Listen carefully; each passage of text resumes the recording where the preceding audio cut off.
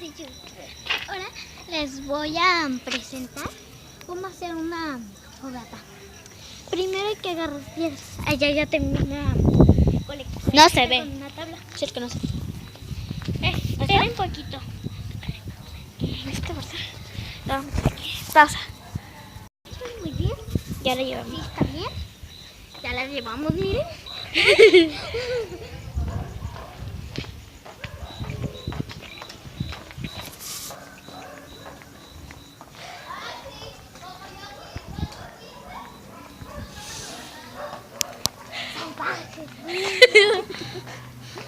A ver, espera. Voy a mostrarle a mis amiguitos cómo subirse por aquí.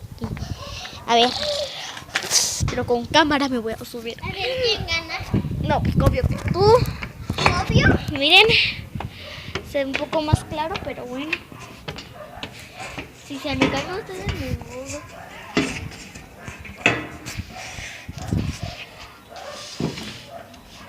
Ay, Carmen, por tu cámara. ¿Sabes?